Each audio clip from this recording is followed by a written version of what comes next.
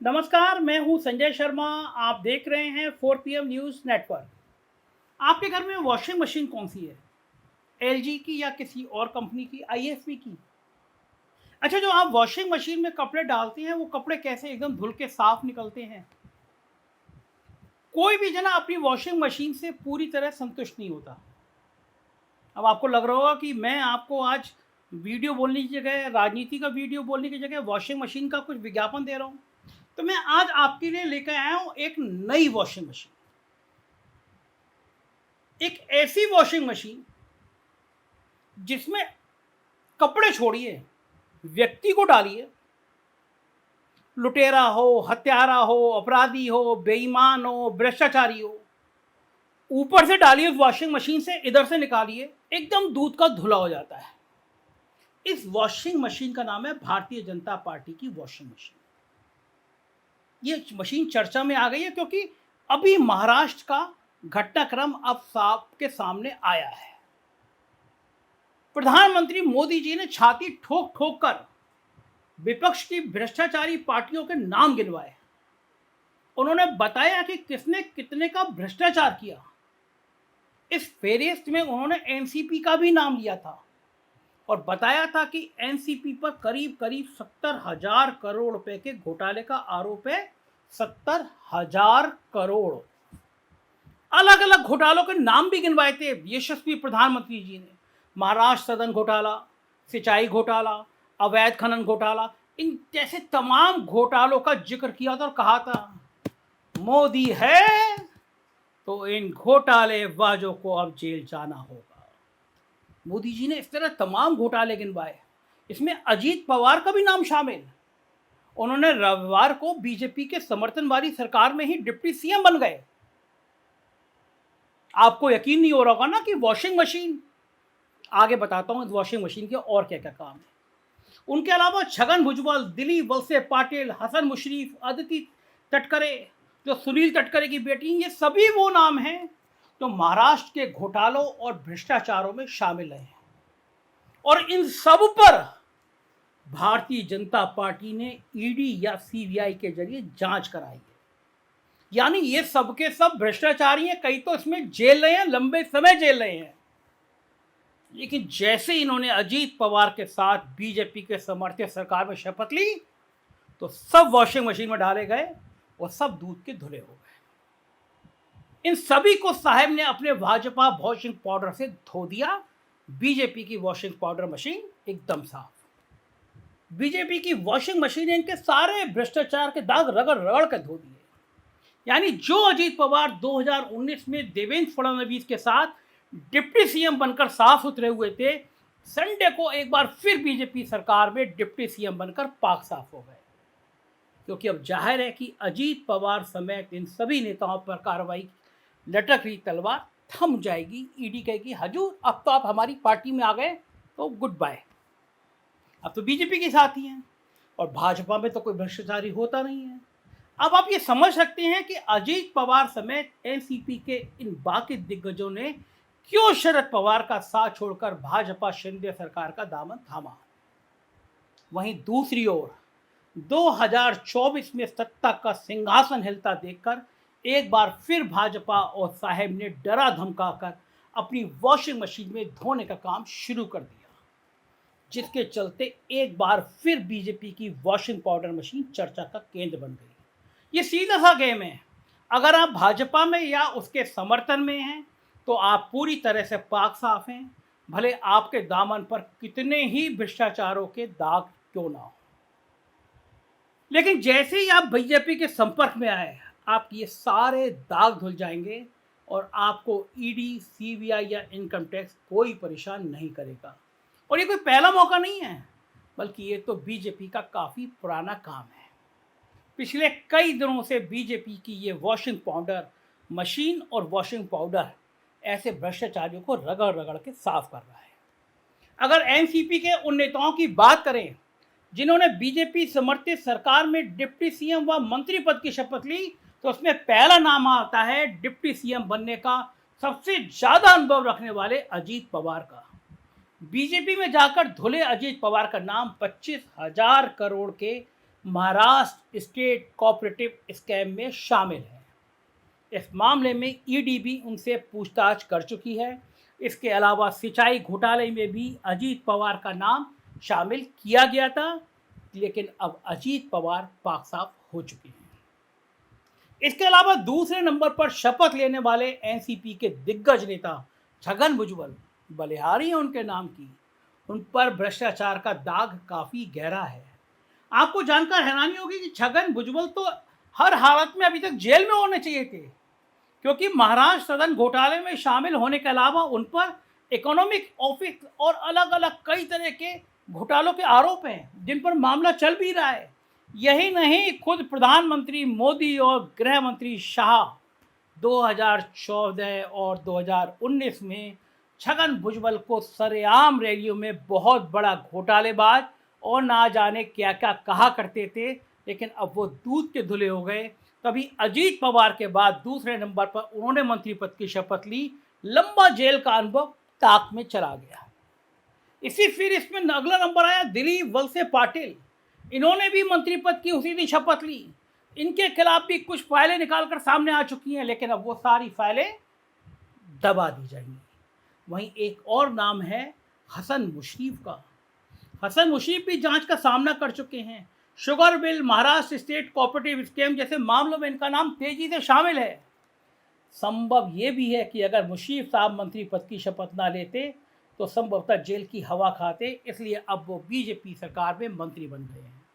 BJP समर्थित सरकार में मंत्री बन गए, पूरी तरह से पाक साफ हो गए।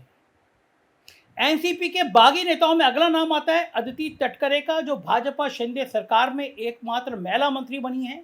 अदिति एनसीपी के नेता, वर्तमान समय में पार्टी के कोषाध्यक्ष सुनील तटकरे की बेटी हैं और सुनील तटकरे पर भी भ्रष्टाचार की तलवार लटकती रही है। ये सिर्फ वो कुछ नाम हैं जिन्होंने अपने दागों को धुलने के लिए और खुद पर कार्रवाई होने से बचने के लिए शिंदे सरकार में शामिल होकर मंत्री पद की शपथ ली। लेकिन भाजपा में ऐसे भ्रष्टाचारियों की लिस्ट बहुत लंबी है, जो या तो दूसरे दल से आकर बीजेपी की वॉशिंग मशीन में धुलकर साफ सुथरे हो गए, या फिर बीजेपी में होने के नाते उनका भ्रष्टाचार और घोटाला उन्हें भ्रष्टाचारी बनाता ही नहीं है। बड़ी शान से बीजेपी के दिग्गज और मुख्यमंत्री तक बने बैठे हैं। आपको ऐसे ही कुछ बड़े भ्रष्ट और घोटाले के आरोपी दिग्गजों से मिलवाते हैं, जो भाजपा की वॉशिंग मशीन में धुलकर साफ बने घूम रहे हैं। फिर इसमें पहला नाम आता है असम के मुख्यमंत्री, आजकल बीजेपी के सबसे अधिक बोलने वाले, बदजबानी करने वाले हेमंत विश्व शर्मा का। हेमंत विश्व शर्मा आज भली बीजेपी के फायर ब्रांड नेता कहलाते हों, लेकिन वो एक लंबे समय तक कांग्रेस का हाथ थामे रहे और साल 2001 में पहली बार विधायक बनने से लेकर 2016 तक 4 बार विधायक रहे। हेमंत चारों बार सरकार में कैबिनेट मिनिस्टर बने।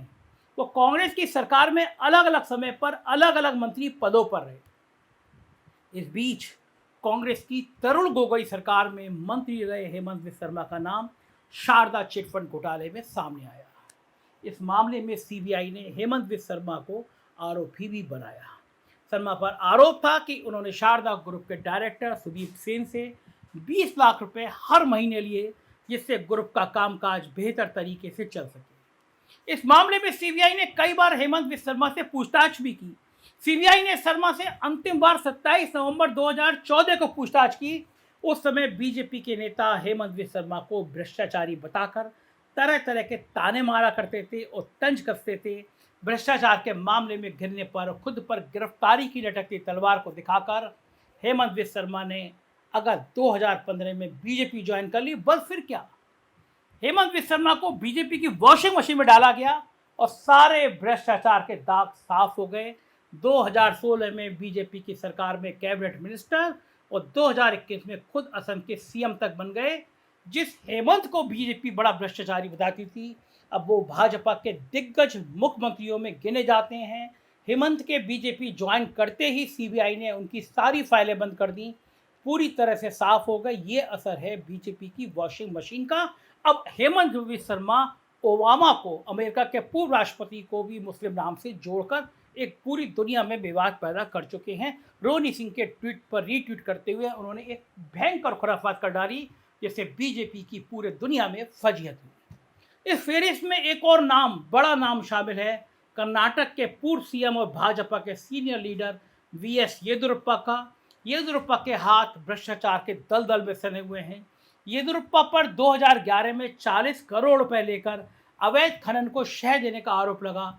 इतना ही नहीं, लोकायुक्त ने येदियुरप्पा के खिलाफ अरेस्ट वारंट तक जारी कर दिया। भ्रष्टाचार के इन आरोपों की वजह से येदियुरप्पा को मुख्यमंत्री की कुर्सी छोड़नी पड़ी। इसके बाद 2013 के चुनाव में येदियुरप्पा अलग पार्टी बनाकर चुनाव लड़े।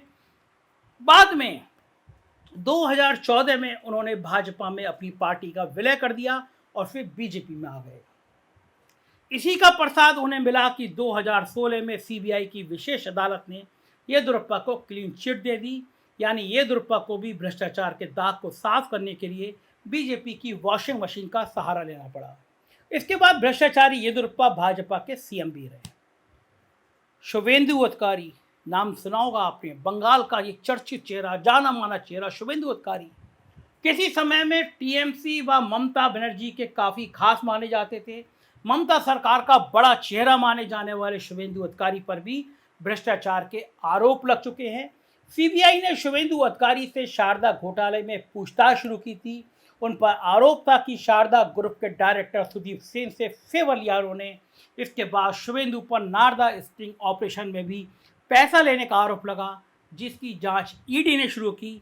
अपने ऊपर लगातार बढ़ रहे भ्रष्टाचार के मामले को देखते हुए शुभेंदु अधिकारी ने भी साल 2020 में ममता बनर्जी से अनबन का हवाला देकर बीजेपी ज्वाइन कर ली। पर फिर क्या था, बीजेपी में शामिल होते ही शुभेंदु पर भी सभी जांचें रुक गई और पूछताछ बंद हो गई, क्योंकि शुभेंदु भी बीजेपी की वॉशिंग मशीन में धुलकर साफ हो गए।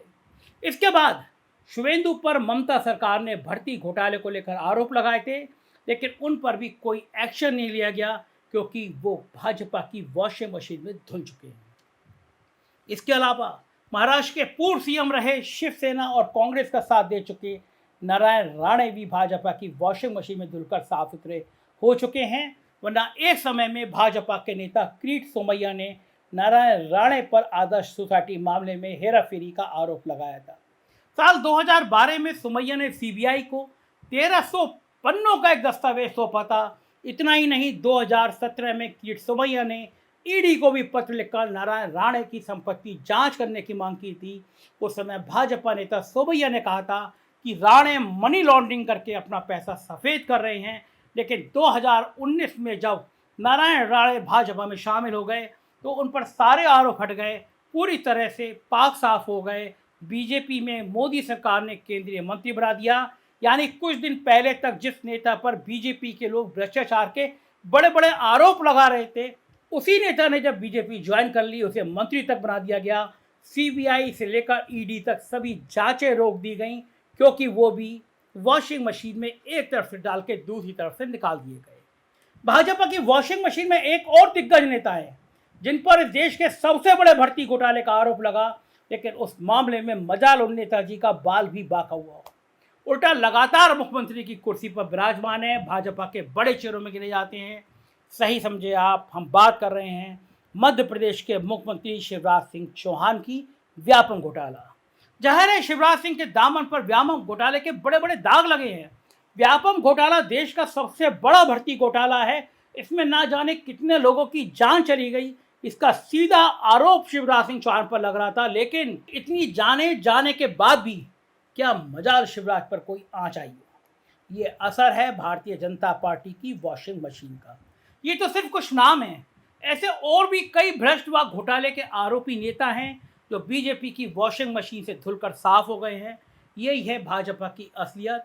जब से इस देश में मोदी सरकार आई है, तब से भाजपा ने यह अपना खेल बना लिया है कि पहले वो विरोधी दलों, उनके नेताओं को ईडी सीबीआई की धमकी देकर घोटाले में नाम घसीट कर डराते हैं, और फिर जब वो नेता बीजेपी में शामिल हो जाता है, उनकी वॉशिंग मशीन में चला जाता है, तो उनके सारे दाग, सारे भ्रष्टाचार के आरोप सब धुल जाते हैं, पूरी तरह से पाक साफ हो जाते हैं। ये खेल सिर्फ सत्ता के सिंहासन तक पहुंचने के लिए साहब और बीजेपी खेलती है। ऐसे ना जाने कितने भ्रष्टाचारी और घोटाले के आरोपी भारतीय जनता पार्टी में मौजूद हैं। मुख्यमंत्री व मंत्री पद जैसे पदों को सुशोभित कर रहे हैं, फिर भी प्रधानमंत्री जी अपनी छाती ठोक कर कहते हैं कि भ्रष्टाचारियों को जेल में डालने, उनका हिसाब करने की मैं गारंटी लेता हूं। सुनिए क्या कहते हैं प्रधानमंत्री जी। अगर उनकी घोटाले की गारंटी है तो मोदी की भी एक गारंटी है।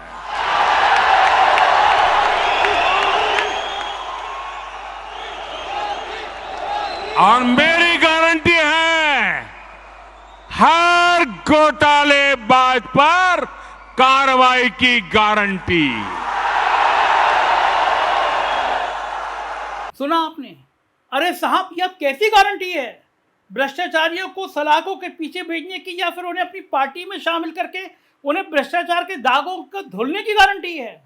मतलब भले साफ एक्सेल से कपड़े के दाग साफ हो या ना हो, लेकिन भाजपा में जाकर आपके भ्रष्टाचार के दाग जरूर साफ हो जाएंगे, इस बात की गारंटी है। फिलहाल महाराष्ट्र में कुछ भ्रष्टाचारियों के दाग साफ हो चुके हैं। अब देखना यह है कि आने वाले वक्त में यानी 2024 के लोकसभा चुनाव से पहले ऐसे और कितने भ्रष्ट नेताओं के दाग बीजेपी की वॉशिंग मशीन में जाकर साफ होंगे। सीबीआई और ईडी को बहुत काम करना है। सीबीआई ने तेजस्वी यादव के खिलाफ चार्जशीट दायर कर दी है। ऐसे तमाम नेताओं को अभी जेल भेजना है। जेल नहीं जाने से बचना है तो बीजेपी की वॉशिंग मशीन में डालना है। बीजेपी की वॉशिंग मशीन में जो जो जाता रहेगा उसकी जन्मपत्री 4 PM पर आप जरूर सुनते रहेंगे, क्योंकि यह वो चैनल है जो गोदी मीडिया ना था, ना है, ना होगा। बस हमें आपका प्यार चाहिए। सब्सक्राइब करिए। राज्यों की खबरें देखना हो तो हमारे राज्यों के चैनल सब्सक्राइब करिए। 4 PM UP, 4 PM Bihar, Gujarat, Maharashtra और कर्नाटका। आपके प्यार के लिए बहुत बहुत शुक्रिया। Thank you.